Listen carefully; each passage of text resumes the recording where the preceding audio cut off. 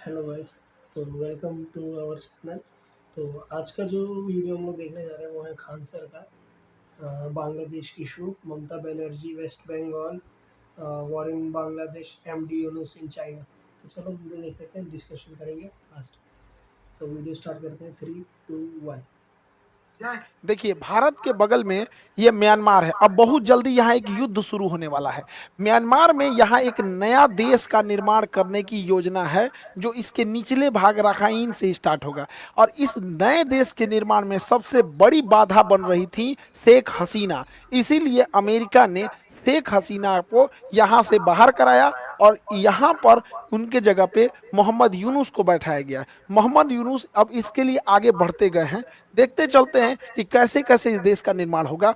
ये हमारा भारत है, ये बांग्लादेश है और ये म्यांमार। म्यांमार का निचला भाग ये रखाइन कहलाता है। यहाँ रोहिंग्या समस्याएं बहुत ज़्यादा हैं और इसी के पास अरक्कन आर्मी वगैरह रहती है। इसी एरिया को काटा जाएगा और यहाँ सेंट मार्टिन आइलैंड है जो बांग्लादेश का है। अब ये युद्ध कैसे कैसे होगा इसको समझते हैं हम लोग। इस युद्ध में म्यांमार के ऊपर अभी क्या है कि म्यांमार की जो चुनी हुई सरकार थी आंग सांग सू की, उसको हटा के वहाँ पर तख्ता पलट कर दिया गया है और वहाँ मिलिट्री को जुंटा कहते हैं। वो जहाँ मिलिट्री का शासन है वो जुंटा कहलाता है। इसके ऊपर बांग्लादेश की आर्मी अटैक करने की योजना में है। यूएस अपने ट्रूप्स को भेज रहा है और एयरबेस वगैरह बनाने की तैयारी में है। तुर्की का ड्रोन अटैक के लिए होगा। इन्हीं म्यांमार पे रोहिंग्या अटैक करेंगे। चीन स्टेट को तैयार कर रहा है क्योंकि रोहिंग्या में ज़्यादातर मुस्लिम है, चीन स्टेट में ईसाई हैं और अरक्कन आर्मी में बौद्ध लोग हैं। तो ये सबको मिला के म्यांमार के जुंटा पर अटैक किया जाएगा। अब इसको समझते हैं तैयारियां कहाँ तक पहुंची हैं। देखिए, ये है हमारा भारत, ये पीला वाला बांग्लादेश है। बांग्लादेश के इस काक्स बाजार में तो तुर्की के ड्रोन का बेस तैयार किया जा रहा है। तुर्की का जो ड्रोन है तो वो ड्रोन यहाँ पे तैनात किए जाएंगे जिससे कि वो म्यांमार पर हमला कर सके और ये ड्रोन की तैयारी पूरी तरह से कर ली गई है। इसी के पास बांग्लादेश में यहाँ एक जगह है सिलखाली।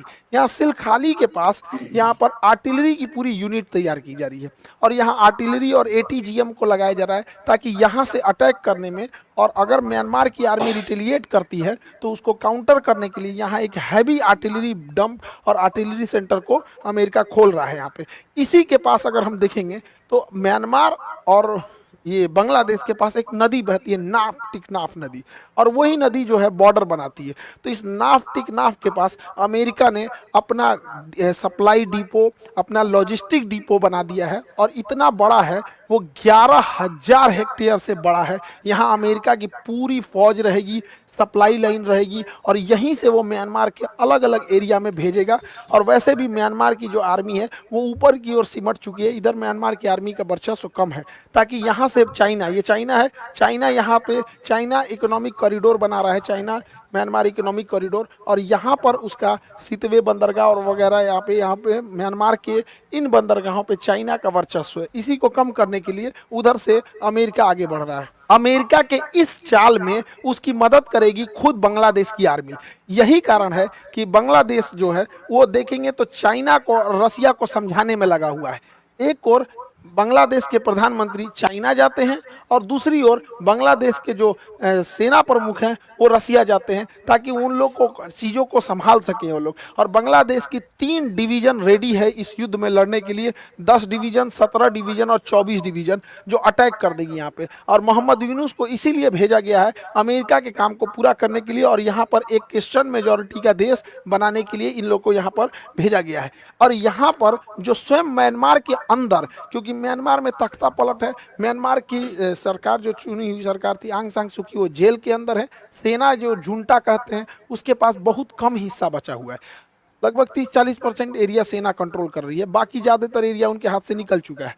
अब इसमें क्या है, रोहिंग्या है, रोहिंग्या अटैक करने वाले हैं। और चीन स्टेट जो रोहिंग्या मुस्लिम है, अरक्कन में ज्यादातर बौद्ध हैं और चीन स्टेट में ईसाई हैं। ये तीनों मिलकर जुंटा को पीछे ढकेल देंगे। जुंटा का मतलब हो गया कि जो म्यांमार की आर्मी है। अब जब जुंटा पीछे हटेगी तो ये चाइना से, जो चाइना और म्यांमार इकोनॉमिक कॉरिडोर हो रहा है, इसके पे बहुत बड़ी बाधा आएगी और इसको अलग करके ये लोग एक देश बनाने की योजना में है। जमीनी स्तर पर इसकी हकीकत भी देखने को मिलने लगी है। अमेरिकी रक्षा मंत्रालय, अमेरिकी जो विदेश मंत्रालय के जो दक्षिण एशिया के प्रमुख थे, वो लोग यहाँ आकर डिस्कस करने लगे हैं बांग्लादेश में। और बांग्लादेश की जो मिलिट्री कंटोनमेंट है, जो छावनी है, वहाँ पर अमेरिकी खुफिया विभाग और अमेरिकी सचिवालय से आवागमन बढ़ गया है। और खुद म्यांमार के जो जुंटा है, जो सेना प्रमुख है, उन्होंने एक्सेप्ट किया है कि हम 1,80,000 रोहिंग्यों को वापस लेंगे, 1,80,000 रोहिंग्यों को वापस लेंगे। बढ़िया बढ़िया है भाई। भारत को भी इसी लगले यहाँ से जो रोहिंग्या बांग्लादेशी आए हैं कि उन लोगों को भी भेज देना चाहिए। जाओ भाई, जहाँ से आए हो, भारत में क्या लिए आए हो? यहाँ अपने 150 करोड़ लोग रह रहे हैं, हमारे यहाँ अपने जनसंख्या की समस्या है। भारत को इससे बेहतर मौका नहीं मिलेगा, क्योंकि भारत के अंदर अभी जो बांग्लादेशी और रोहिंग्यों की समस्या है, क्योंकि हम लेके कहाँ जाएंगे? अगर हम उसे डिपोर्ट कर देंगे तो कहाँ पे करेंगे? कोई देश जल्दी एक्सेप्ट नहीं करेगा और जेल में रखा जाएगा। अगर 2-3 लाख आदमी को जेल में रखा जाए, अगर जेल में एक टाइम का खाना का जो 50 रुपया भी खर्चा जोड़ा जाए, 2 टाइम मिला के 100 रुपया, तो सोचिए एक दिन में 2 लाख लोग के लिए 100 रुपया खर्चा हो जाए, तो यहाँ टैक्स पेयर का पैसा किसी को बैठे बैठे खाना खिलाने में चला जाएगा। तो डिटेंशन सेंटर कहीं से प्रॉफिटेबिलिटी नहीं होता है। अमेरिका कैसे डिपोर्ट कर करके भेजने लगा, वैसे मोदी जी को भी यहाँ भेजना चाहिए। और यही टाइम है कि हमें अपने सिलीगुड़ी का ये जो एरिया है और त्रिपुरा को एरिया में, जब वो इस एरिया में बिजी रहे, तो हम लोग को भी यही समय है ताकि अपने और युद्ध करके और अपना एक्सपेंशन किया जा सके। भारत का ध्यान भटकाने के लिए कि भारत कहीं अपने लिए कोई मतलब आगे का काम न करने लगे, एक्सपेंशन न करे, मोहम्मद यूनुस चले जाते हैं चाइना में, और चाइना में जाके चाइना को उकसाते हैं भारत के एंटी में, और कहते हैं कि बांग्लादेश के एकदम ऊपरी भाग में, यहाँ लाल मुनीर हाट एक जगह है, वहाँ पर एक बंद पुराना अंग्रेजों के ज़माने का एयरफोर्स स्टेशन है। तो लाल मुनीर हाट स्टेशन को दोबारा चालू करने के लिए ये चाइना से कहते हैं, ताकि भारत का ध्यान भटकाया जा सके। लेकिन भारत को केंद्रित रहना है कि अपनी समस्या जो बांग्लादेशी और रोहिंग्या समस्या, इसी लगे इधर भेजना है। हालांकि अभी इसमें कोई बहुत बड़ी चर्चा नहीं हुई है, लेकिन ये चाइना को निमंत्रित कर रहे हैं और भारत का ध्यान भटकाए, ताकि इस मुद्दे से भारत का ध्यान भटक सके। यहाँ एक बंदरगाह नाम है उसका मोंगला बंदरगाह। तो मोंगला पोर्ट को ये बांग्लादेश जो है, मोहम्मद यूनुस चाइना को ऑफर कर रहे हैं कि आप मोंगला पोर्ट को डेवलप कीजिए और वहाँ अपनी नौसेना का एक बेस बनाइए। अब भारत को जो है इस पे अपने बांग्लादेश अब बहुत डिस्टर्ब करने लग रहा है। अब इसको अगर नहीं बोला जाएगा तो ये मन बढ़ जाएगा, क्योंकि शेर का दहाड़ना जरूरी भी है, वरना जंगल के कुत्तों को लगने लगेगा कि राजा वही हो चुके हैं। अब छोटा मोटा इलायची दाना बराबर देश हम लोग को अगर आंख दिखाते रहेंगे लोग, तो कई घड़ी हम लोग कहेंगे वसुधैव कुटुंबकम, कुटाई भी जरूरी है, भय बिना प्रीत कहा। तो ये बांग्लादेश इस तरह से कर रहा है। भारत को डाइवर्ट करने के लिए और एक अच्छा मौका गंवाने के लिए पाकिस्तान भी कहीं कम बाधा नहीं लगा रहा है। पाकिस्तान हमारे कश्मीर को तो अनस्टेबल कर ही दिया है, आतंकवाद भेज के, इंसर्जेंसी भेज के, घुटपैठिया, पत्थर चलाओ, ये करो वो करो, धार्मिक उन्माद फैला दो, अमरनाथ यात्रा पे तो कभी वैष्णो देवी यात्रा पे उत्पात मचा दो। कश्मीर को कितना अशांत कर दिया। इतना ही नहीं, ये पाकिस्तान जो है ये पंजाब को भी अनस्टेबल कर दिया।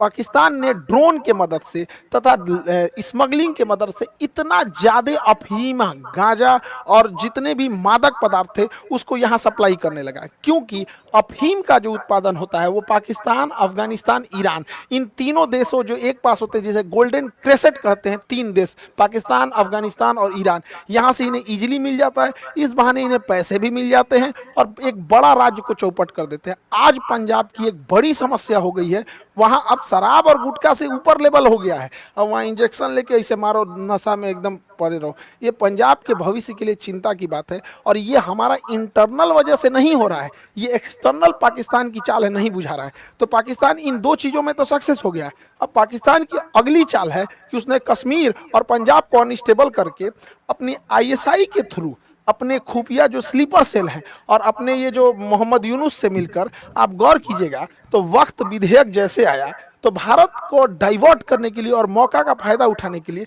इस एरिया में हिंसा बढ़ गए, जो खास करके जो बांग्लादेश से सट के एरिया है, और हमारा बंगाल जल गया यहाँ पर। ये किसकी चाल है? ये इंटरनल। देखिए, देश में जब कोई इंटरनल समस्या हो और उस समस्या को हम लोग को तो संजीदगी से लेना चाहिए, लेकिन जब अगर कोई विदेशी की वजह से इतनी बड़ी घटना हो तो सारे एजेंसीज को इसमें सतर्क रहने की जरूरत है। इन लोग की चाल है इस चीज को, इस एरिया को अनस्टेबल करने के लिए। और हम लोग क्या कर रहे हैं?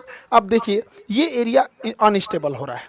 जो लोग मणिपुर के बारे में बड़ी बोल रहे थे, मणिपुर जल रहा है, मणिपुर ये हो रहा है, अभी बांग्लादेश के मैटर पे, पश्चिम बंगाल के मैटर पे तो चुप है। और जिनको पश्चिम बंगाल की बड़ी चिंता थी, वो तो अभी देखिए मणिपुर अभी भी जल रहा है।